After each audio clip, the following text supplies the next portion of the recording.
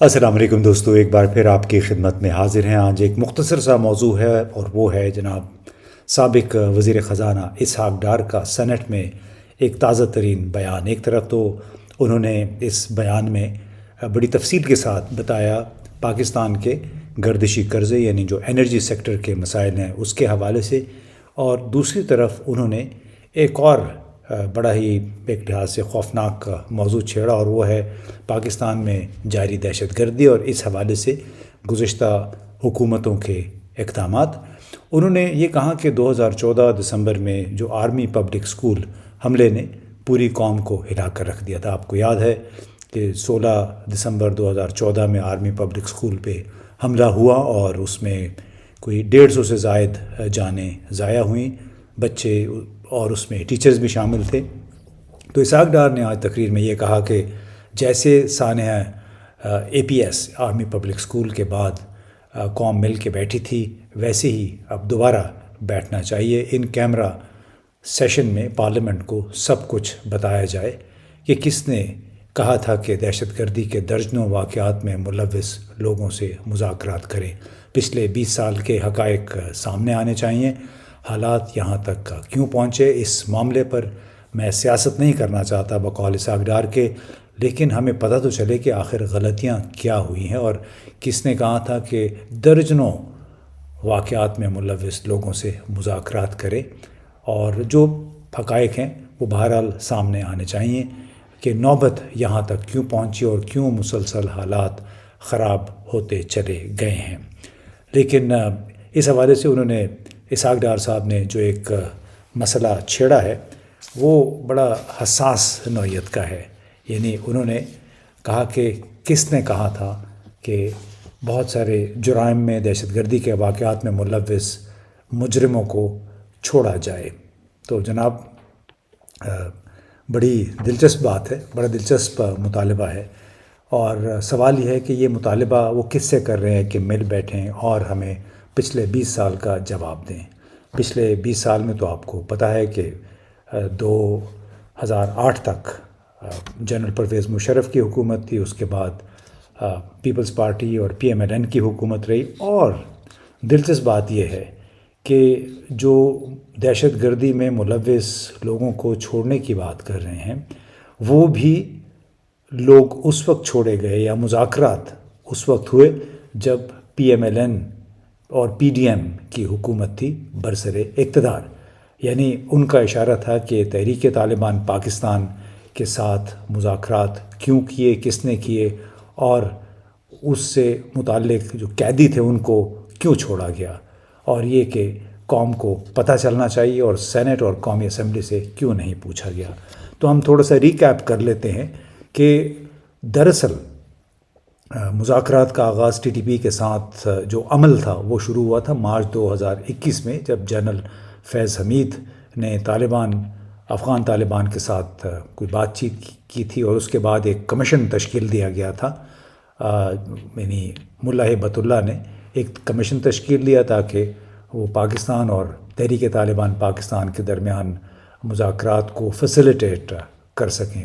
وہ مختلف سیشنز ہوئے ان مذاکرات کے، اس وقت ان میں خصوصی نمائندے ایمبیسڈر صادق بھی شامل تھے، اور جون 2022 میں کابل میں جنرل فیض حمید جو کہ اس وقت پھر کور کمانڈر بن چکے تھے پشاور کے، اور نور ولی محسود جو کہ تحریک طالبان پاکستان کا سربراہ ہے، ان کے درمیان ملاقات ہوئی، اور یہ ملاقات طالبان کے دوسرے اہم ترین رہنما سراج الدین حقانی جو کہ وزیر داخلہ بھی ہیں ان کی موجودگی میں ہوئی۔ اس ملاقات میں دونوں طرف سے شرائط رکھی گئیں، اور دونوں طرف سے جو شرائط تھیں وہ عملاً ناقابل قبول قرار دی گئیں۔ یعنی TTP والے وہ چاہ رہے تھے کہ ان کے قیدی رہا کیے جائیں، فوج کو فاٹا کے جو سابقہ علاقے ہیں فاٹا اسٹیٹس کو بحال کیا جائے اور فوج کو وہاں سے نکالا جائے، اور وہاں پہ چیک پوسٹیں، سیکیورٹی چیک پوسٹیں TTP کی مرضی سے قائم ہوں گی۔ یعنی وہ بتائیں گے کہ کہاں پہ کہاں،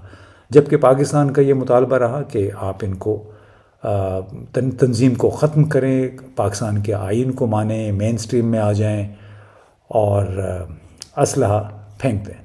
اب اس بات پہ مذاکرات کا سلسلہ جو تھا جون جولائی میں ختم ہو گیا تھا، اور اسی کی بنیاد پہ غالباً نومبر 2022 میں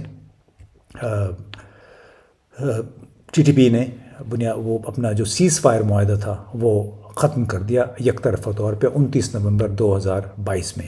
لیکن اس سے پہلے جو کچھ ہوا جون 2022 اور نومبر 2022 کے درمیان، وہ جناب یہ تھا کہ بہت سارے لوگوں کو بغیر کسی تحریری ضمانت کے، یعنی ٹی ٹی پی کے لوگ جو کہ وزیرستان سے جا چکے تھے افغانستان، ان کو واپس آنے کی اجازت دی گئی۔ پھر سوات کے علاقے میں، پوری سوات کی ویلی جو کہ باجوڑ کے ساتھ بھی ملی ہوئی ہے، وہاں بھی آ کے یہ لوگ آباد ہوئے۔ انہوں نے اپنی وہاں پہ شریعت نافذ کرنے کی کوشش کی، اس کے خلاف پھر بہت لوگ اٹھ کھڑے ہوئے، سوات، شانگلہ اور جتنے بھی سوات کے جو پہاڑی علاقے ہیں وہاں پہ، اور ان کو پھر عوامی دباؤ کے تحت واپس جانے پہ مجبور کیا گیا۔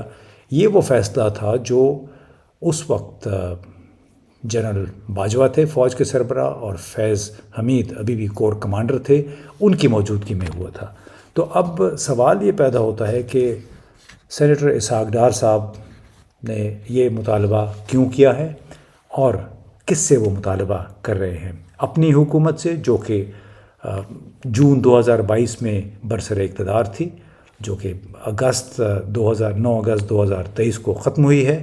کیا وہ شہباز شریف کو مورد الزام ٹھہرا رہے ہیں کیونکہ شہباز شریف وزیر اعظم تھے، یا ان کا اشارہ جنرل قمر جاوید باجوہ اور جنرل فیض حمید کی طرف ہے؟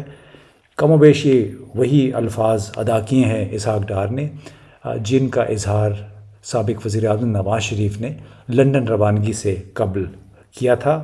انہوں نے یہی لائن اختیار کی تھی اور کہا تھا کہ جنرل باجوہ اور جنرل فیض حمید کے احتساب کے بغیر پاکستان آگے نہیں چل سکے گا۔ تو کیا اسحاق ڈار فوج اور ISI کے سابق سربراہان کے احتساب کی نوید سنا رہے ہیں؟ کیا پاکستان میں ایک نیا انقلاب آ رہا ہے؟ کیا نواز شریف کی قیادت میں اب فوج اور ISI کے سابق جو سربراہان ہیں ان کی سے جواب دہی کا ایک نیا سلسلہ شروع ہونے والا ہے؟ ان کی جواب دہی کی جائے گی؟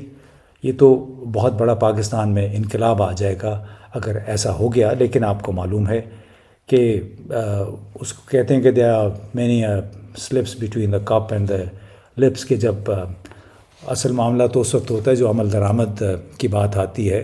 تو کیا اگر نواز شریف صاحب، اسحاق ڈار صاحب دوبارہ برسر اقتدار آتے ہیں تو وہ اپنے ان مطالبات پہ عمل درآمد کروائیں گے؟ کیا یہ اتنا ہی آسان ہے؟ کیا وہ اس تمام فوج کو اب کٹہرے میں کھڑا کریں گے جو ان کے خیال میں پاکستان کے معاملات خراب کرنے کی ذمہ دار ہے؟ جس طرح نواز شریف صاحب نے کہا تھا کہ جب تک جنرل باجوہ اور جنرل فیض حمید کا محاسبہ نہیں ہوگا اس وقت تک پاکستان آگے نہیں بڑھے گا۔